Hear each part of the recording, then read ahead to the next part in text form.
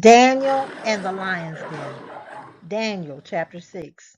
New Living Translation. Darius the Mede decided to divide the kingdom into 120 provinces, and he appointed a high officer to rule over each province.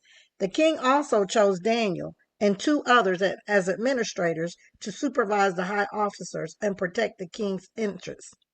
Daniel soon proved himself more capable than all the other administrators and high officers because of Daniel's great ability.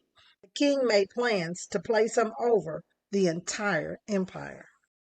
Then the other administrators and high officers began searching for some fault in the way Daniel was handling government affairs, but they couldn't find anything to criticize or condemn. He was faithful, always responsible, and completely trustworthy. So they concluded our only chance of finding grounds for accusing Daniel will be in connection with the rules of his religion. So the administrators and high officers went to the king and said, "Long live King Darius.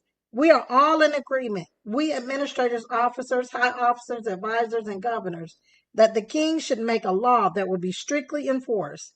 Give orders that for the next 30 days, any person who prays to anyone, divine or human, except to you, your majesty, will be thrown into the den of lions. And now, your majesty, issue and sign this law, so it cannot be changed. An official law of Medes and Persian that cannot be revoked." So King Darius signed the law. But when Daniel learned that the law had been signed, he went home and knelt down as usual in his upstairs room with his window open towards Jerusalem. He prayed 3 times a day, just as he has always done, giving thanks to his God. Then the officials went together to Daniel's house and found him praying and asking for God's help. So they went straight to the king. So they went straight to the king and reminded him about his law. "Did you not sign a law that for the next 30 days any person who prayed to anyone, divine or human, except to you, your majesty, will be thrown into the lion's den?" "Yes," the king replied, "that decision stands. It's the official law of the Medes and the Persians that cannot be revoked." Then they told the king, "That man Daniel, one of the captives from Judea, is ignoring you and your law, and he still prays to his God 3 times a day."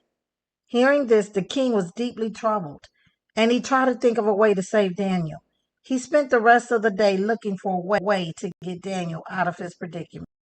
In the evening, the men went together to the king and said, "Your Majesty, you know that according to the law of Medes and the Persians, no law that the king signed can be changed."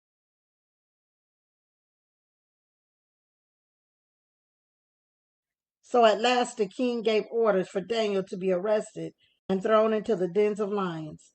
The king said to him, "May your God, whom you serve so faithfully, rescue you." A stone was brought and placed over the mouth of the den.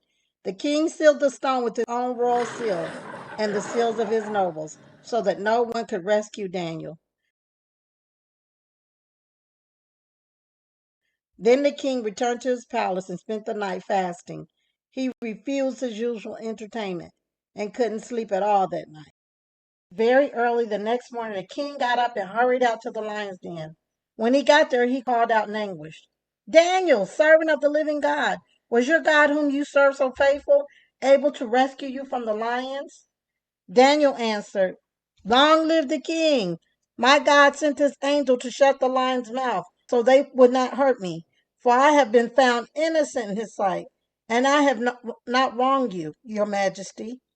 The king was overjoyed and ordered that Daniel be lifted from the den. Not a scratch was found on him, for he had trusted in his God.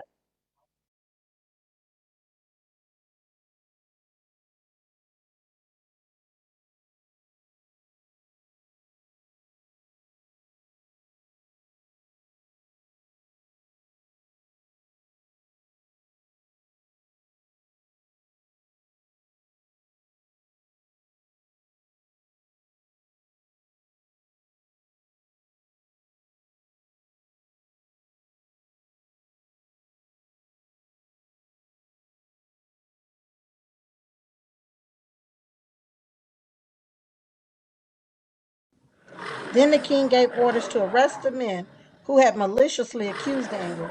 He had thrown them into the lion den, along with their wives and children. The lions leaped on them and tore them apart before they even hit the floor of the den. Then King Darius sent his messenger to his people of every race and nation and language throughout the world.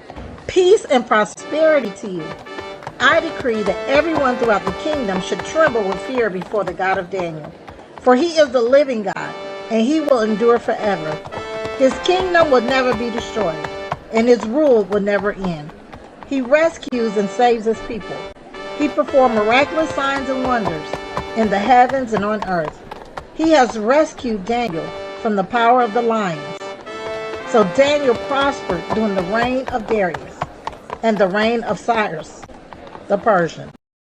Remember, when God is ready to promote you, that the devil will come to just try to destroy you.